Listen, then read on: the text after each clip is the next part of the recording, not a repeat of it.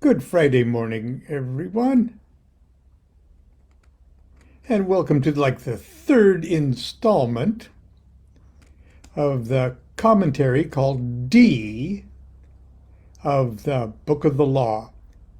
And I'm only committing to finish up the first chapter commentary.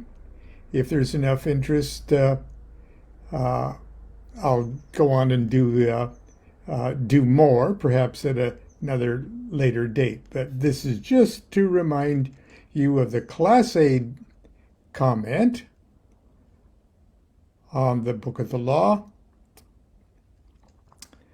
This is the only Class A commentary, but Crowley wrote several others, including the one we're going to continue with today. We're on chapter 44. Oh, excuse me, chapter 1, verse 44. I sound just like the old Sundays. Turn your attention to the Book of Law, chapter 1, verse 44. Open your Book of the Law. Okay. Chapter 40, or verse 44 says, "For pure will, unassuaged of purpose, delivered from the lust of result, is in every way perfect."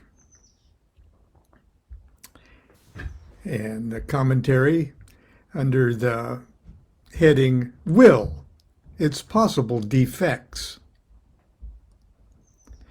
Purpose takes the edge off of pure will, for it implies conscious thought, which should not replace what nature intends. Work is done best when the mind does not know of it, either to urge or to check its course. The lust of result also spoils the work.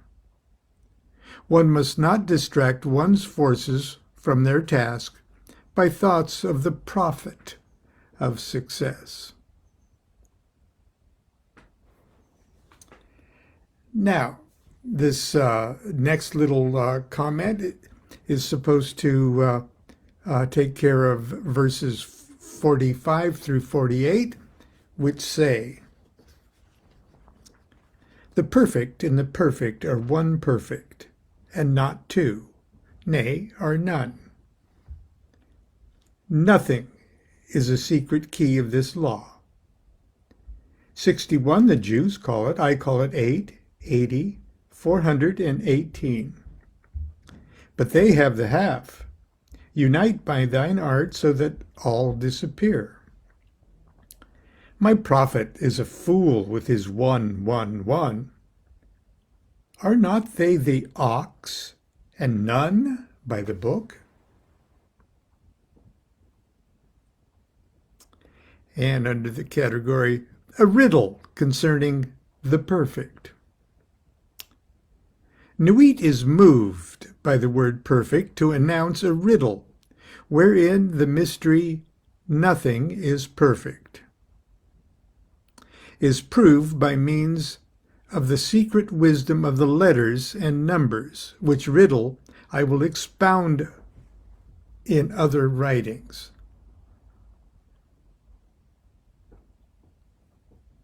Okay. Verse 49.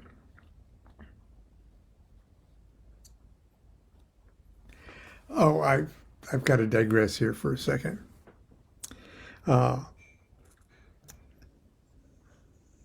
Let's see,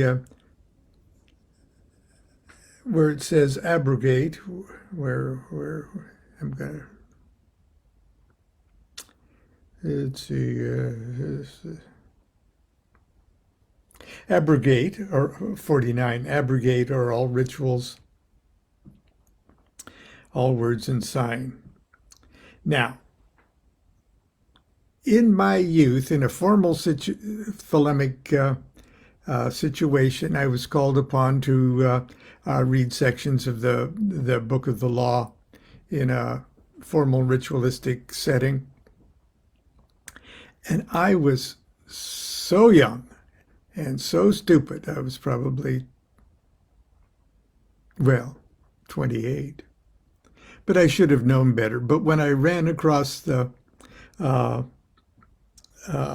word assuaged for pure will, unassuaged of purpose, I did not recognize, nor had I ever used in a conversation, or had been called upon to define the word assuaged.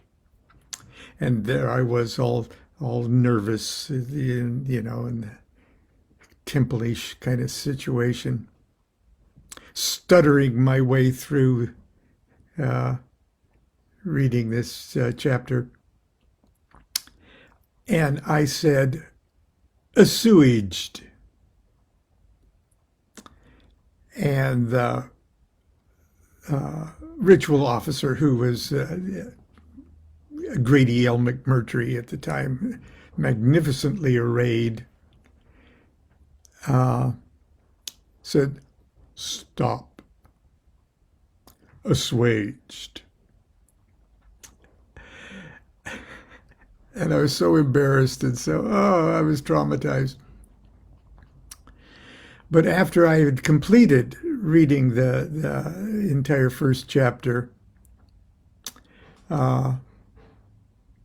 he stopped and said, here's how to read it.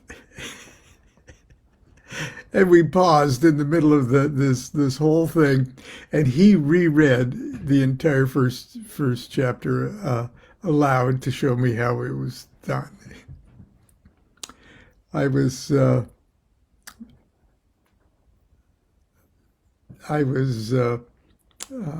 properly embarrassed. Anyway, long story. Okay, where am I? 49. Abrogate are all rituals. Oh, I was going to read, yeah. Abrogate are all rituals, all ordeals, all words and signs. Ra-Hur-Kuit hath taken his seat in the east at the equinox of the gods. And let Asar be with Isa, who also are one, but they are not of me. Let Asar be the adherent, Isa the sufferer. Hur, in his secret name and splendor, is the Lord initiating. And here under the category, the new aeon, all previous formulae are now obsolete. The new initiation ritual is indicated. Here's the commentary. All secret keys of the former magic of the aeon of the dying god are now useless, since the Lord of this new aeon, which I am the prophet, is the crowned and conquering child. Asar, A-S-A-R, Asar, the man who suffers, is no longer the type of Godhead to which man must aspire. He needs no more to die and rise again. His great work is now to come to know himself as the child ever living, sinless, perfect, the all-shining sun.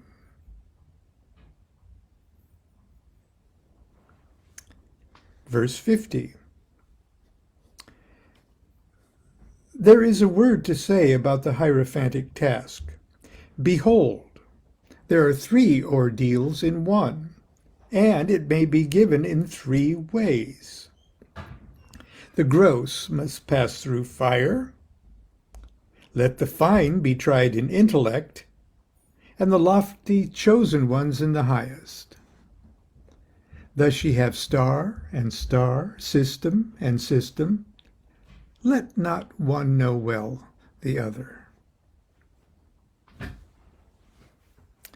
And under the category, Nuit instructs 666 in his duties as Hierophant. DuQuette instructs me now in my work of training men to become masters and adepts by putting them through ordeals. I am to judge their brute souls by fire, to burn out their grossness by kindling the lust of spirit within them. Their minds are to be tested by trials of mind, and those rare souls marked from the hour of birth to attain the lofty summits of the mountain of magic must be made perfect by the ordeals of an order suited to their nature. Yet by my wit am I bidden to devise such means as may attain all three objects in a single test, in the manner explained elsewhere. Stars. Oh, and under the category, the three types of ordeal for the three parts of the soul. Regulations of the order AA. Stars, that is, men whose souls shed light, must not be grouped at random in the order, but each must have his own proper place and orbit. Sometimes it may be wise to form a system of such stars, such as by nature are fit to work in groups. But even so, keep each unit intent on its own proper going. Let it not know more than needs must the way of other stars and systems, lest falling from its own way, it follows after others, or jostle them, and confuse thus the order of heaven.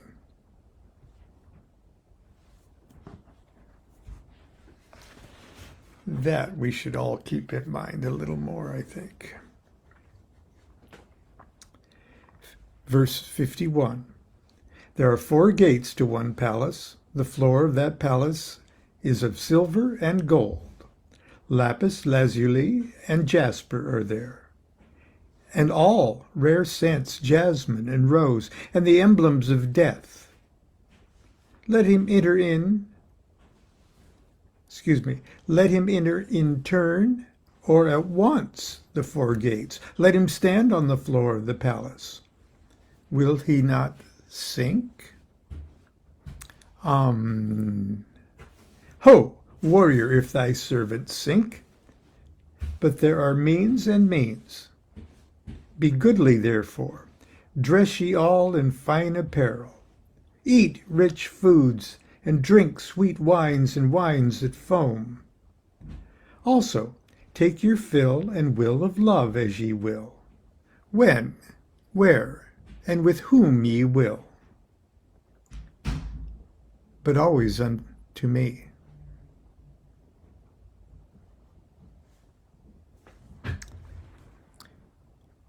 (51) Under the category, the sanctuary described in a figure, also its approaches. The palace of wisdom has 4 gates, which the man whom I take to train for kingship may enter singly or at once.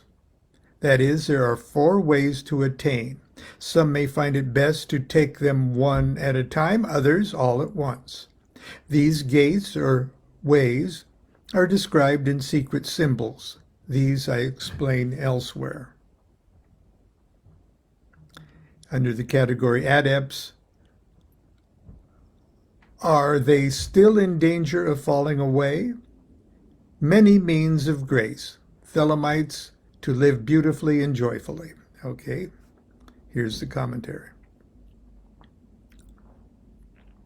It is then asked, can one who has come to wisdom fall therefrom?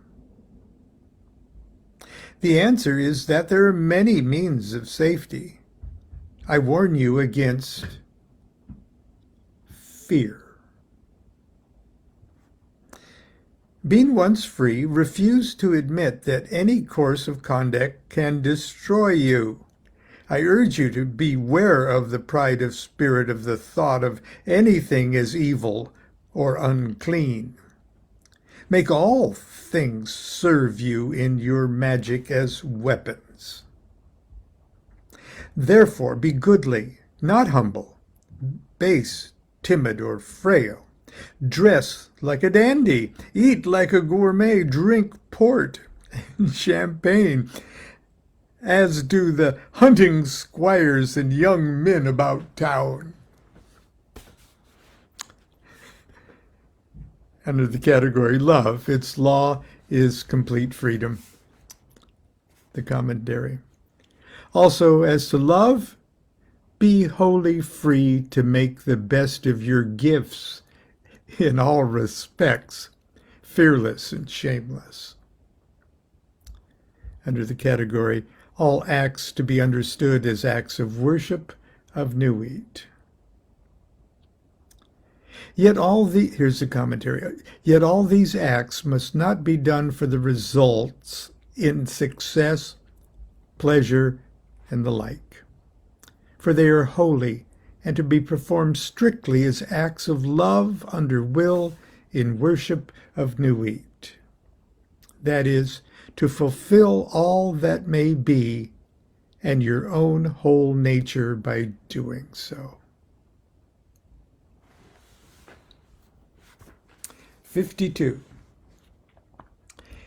If this be not aright, if you confound the space marks, saying they are one or saying they are many, if the ritual be not ever unto me, then expect the direful judgments of Rahur Kuit. Under the category, danger of error in this matter.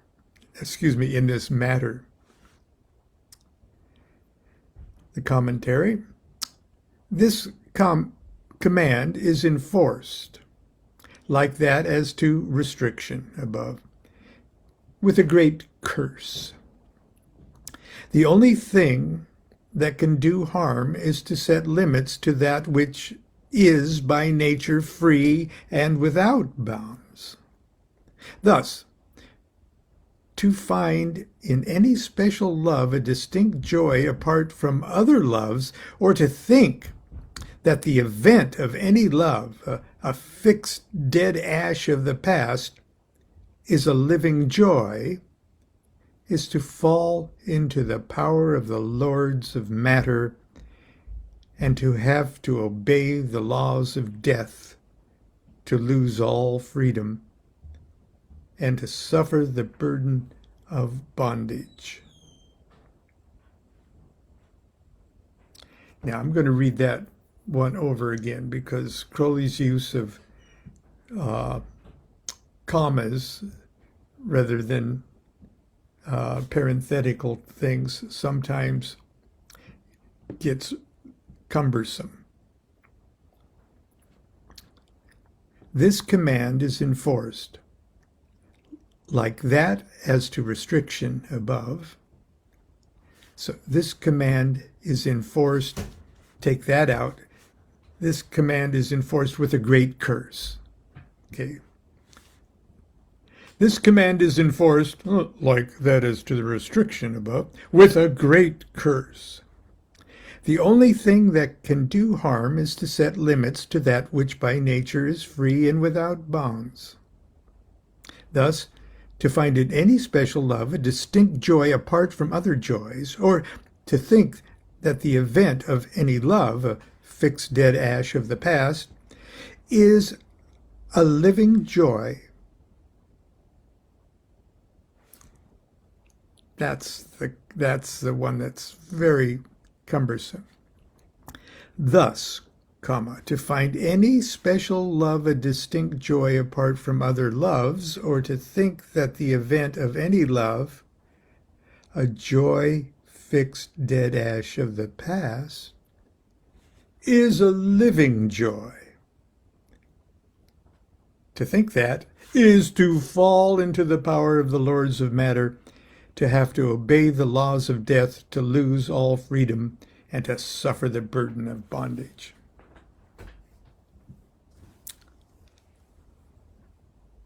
That's the best I can do to wade us through that one. 53. This shall regenerate the world, the little world, my sister, my heart, and my tongue, unto whom I send this kiss. Also, O scribe and prophet, though thou be of the princes, it shall not assuage thee nor absolve thee. But ecstasy be thine and joy of earth, ever to me, to me. Under the category earth to enter a higher stage by use of this formula. Commentary.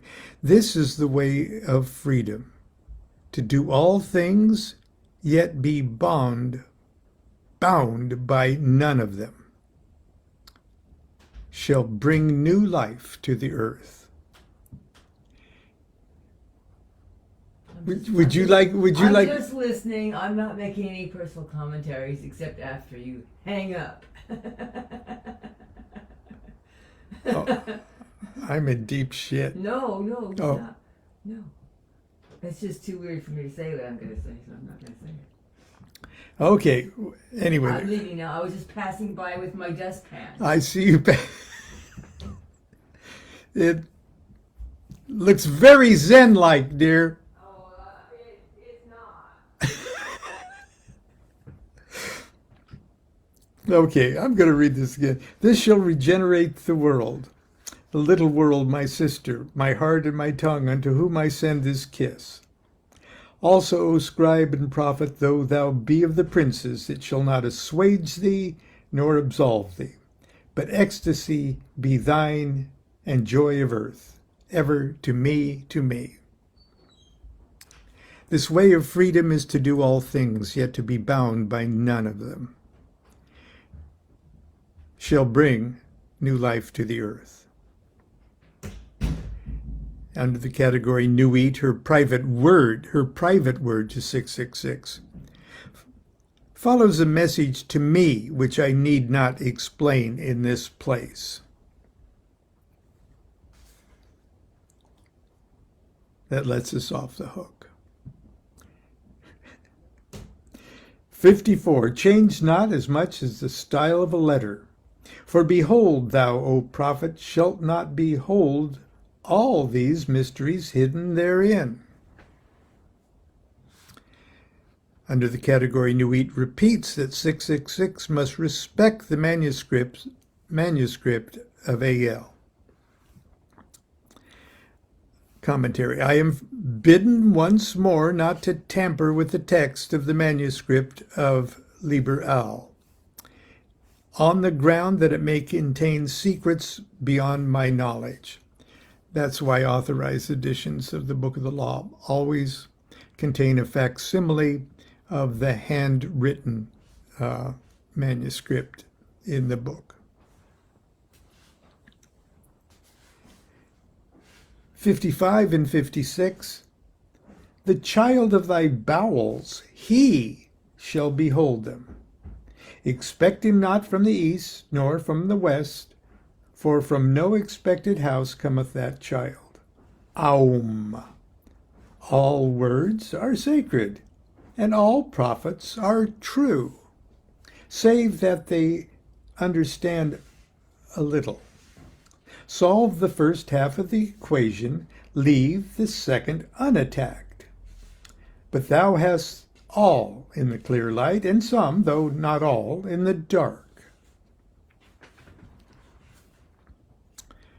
Under the category a child of 666 is to behold in Al those secrets which are hidden from 666.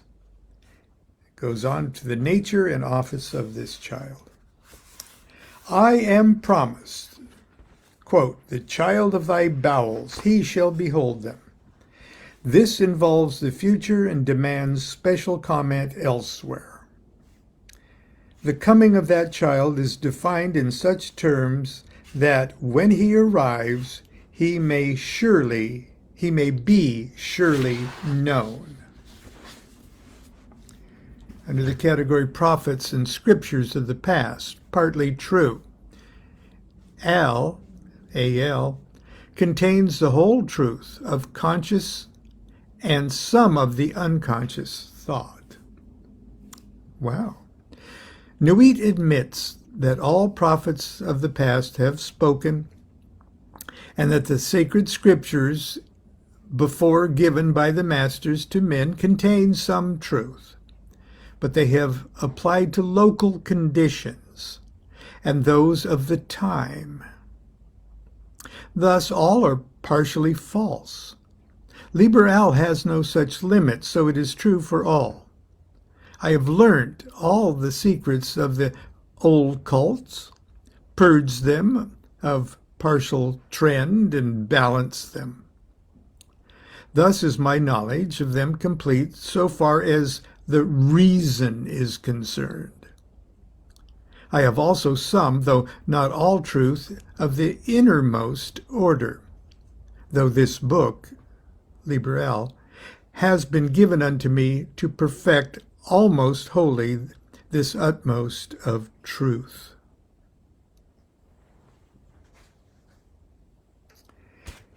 Invoke me under my stars. Love is the law, love under will. Nor let the fools mistake love, for there are love and love. There is the dove and there is the serpent. Choose ye well. He, my prophet, hath chosen, knowing the law of the fortress and the great mystery of the house of God. All these old letters of my book are aright, but Sadi is not the star. This also is secret. My prophet shall reveal it to the wise.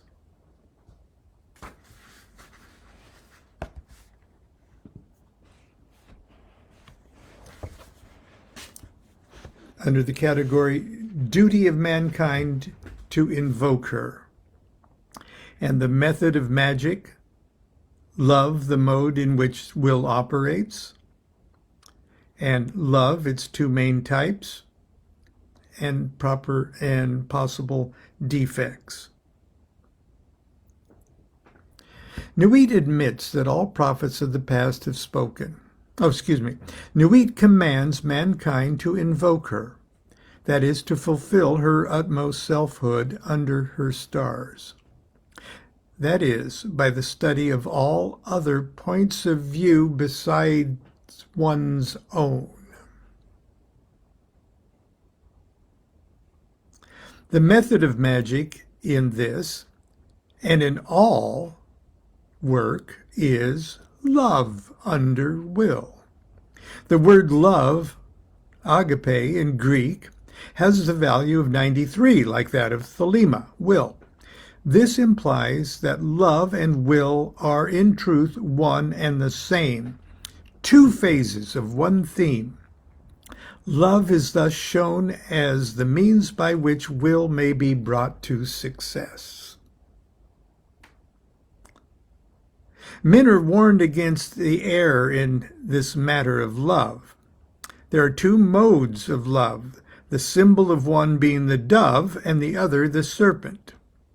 These symbols and their meanings in ethics, with their bearing on the law of the fortress and the great mystery of the house of God, are explained to me fully elsewhere.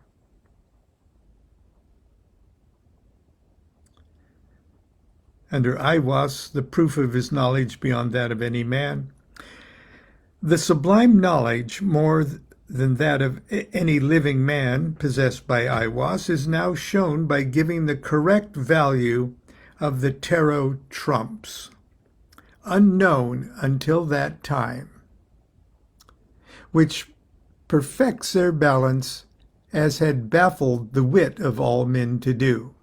We are also warned against any folly of trying to improve upon the ancient and well-tried and trusty values, save at this one point, where they were known to be weak.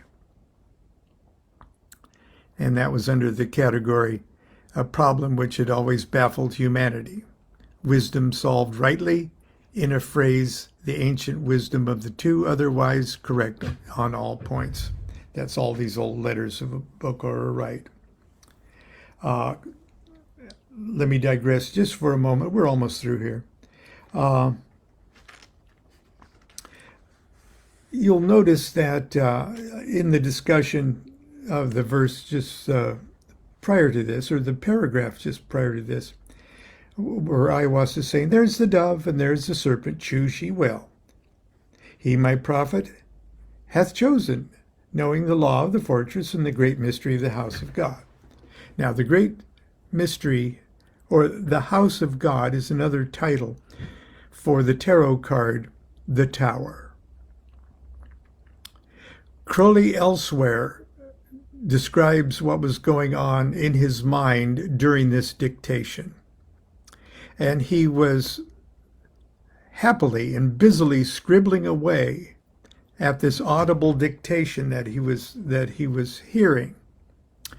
And when he was forced to hear the words, the great mystery of the house of God, his mind wandered for a moment. And I've told you this many times before. And as his mind was wandering, he was thinking something like, gee, I've got this omniscient angel. So this guy knows everything, and he's dictating me a book here. Oh, God, I wonder if he knows or can tell me if the tarot trump order controversy of the Golden Dawn, because the Golden Dawn sort of messed with the tarot key sequence of 11 and 8 and things. I wonder if the attributions are correct for the tarot esoterically. And I was reading his mind, or as Crowley surmised, reading his mind, stopped this dictation about the dove and the serpent and everything else, and just right in the middle of the flow, the momentum of the dictation, just stopped and said, all these old letters of my book are right, but Sadi is not the star. This also is secret. My prophet shall reveal it to the wise. Then he continues on. Okay, here we go.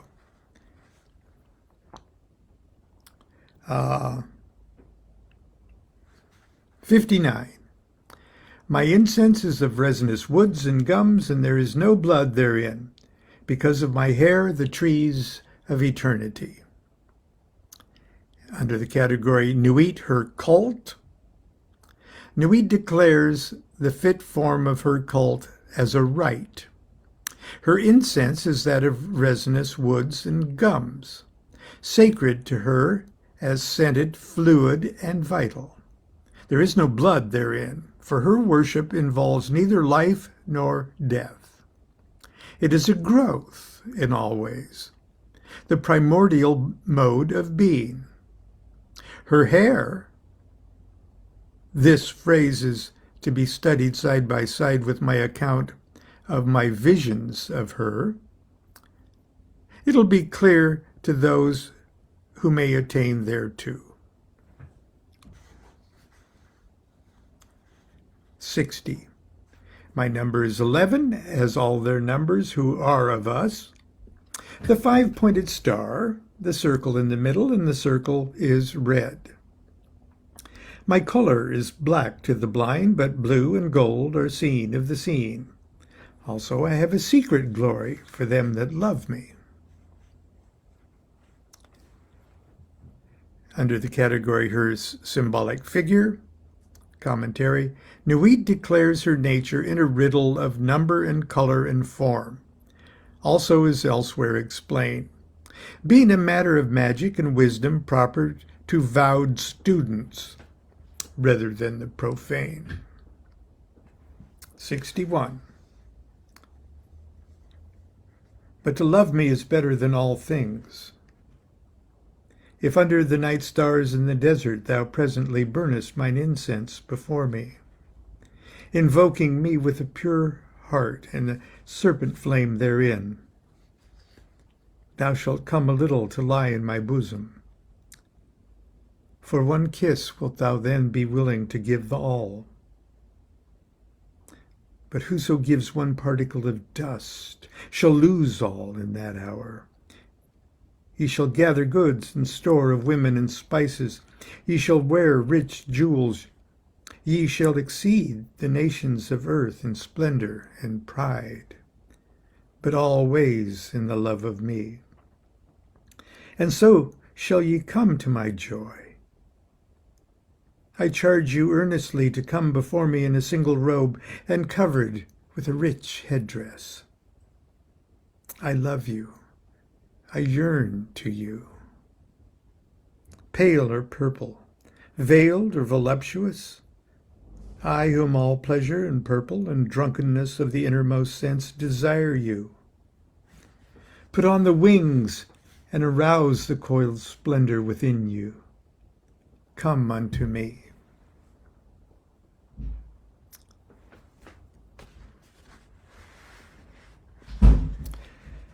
Under the category Nuit, to love her the supreme wisdom.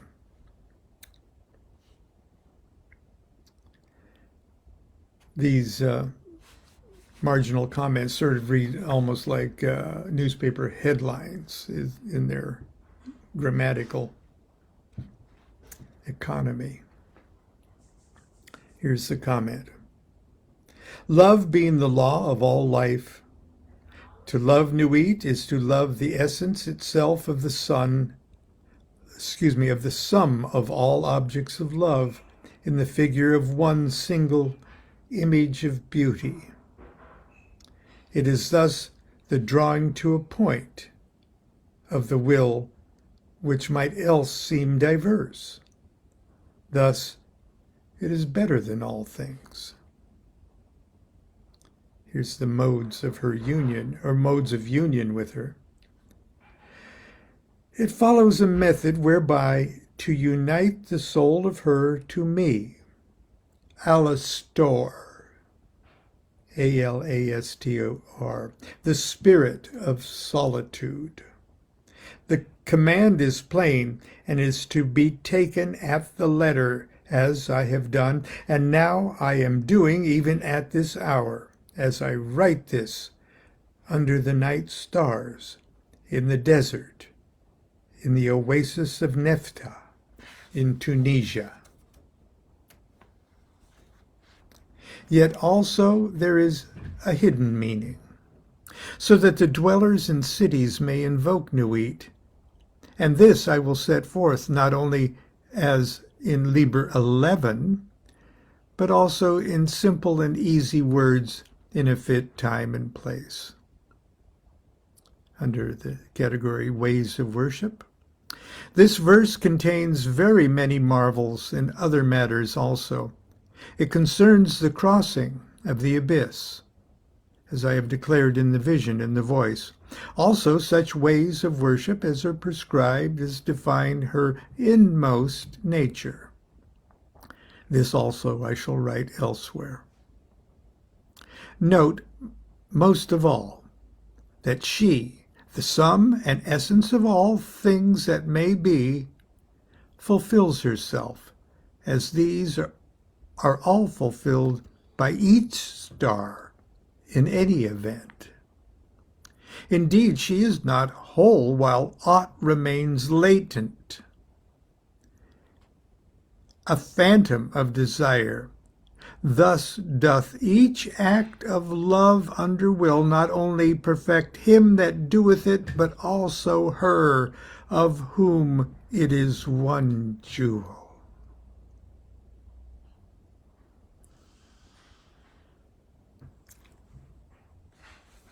(62) At all my meetings with you shall the priestess say, and her eyes shall burn with desire, she stands bare and rejoicing in my secret temple. To me, calling forth the flame of the hearts of all in her love chant. Sing the rapturous love song unto me. Burn to me perfumes, wear to me jewels, drink to me, for I love you, I love you. Under the category her public cult. Now lastly she ordains her public cult. Her image, she being all desired, shall be a living woman, calling to her that spirit which shall make her perfect in event. Of all this right I have written in another place. 64 and 65. I am the blue-lidded daughter of sunset. I am the naked brilliance of the voluptuous night sky. To me, to me.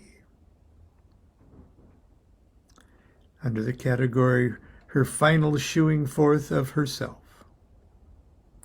Now in one lyric blaze of music, Nuit declares herself the daughter of sunset and the shining truth of night, calling all souls to their supreme goal of joy to fulfill themselves in her.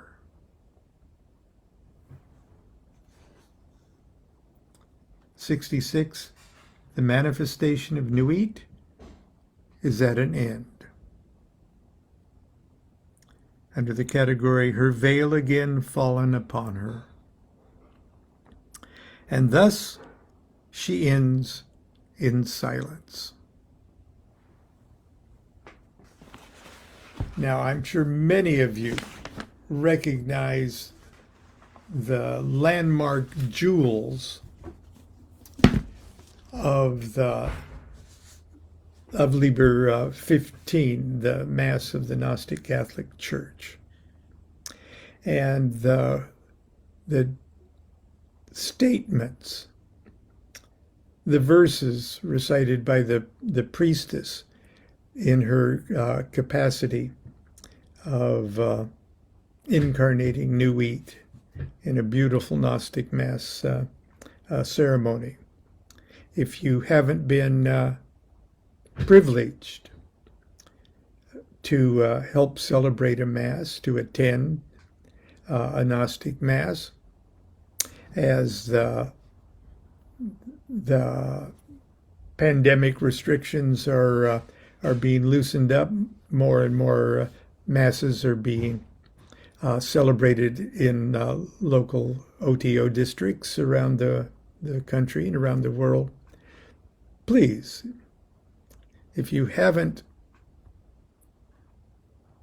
been blessed by taking part in the celebration of the Gnostic Mass, do so at your earliest convenience and safety.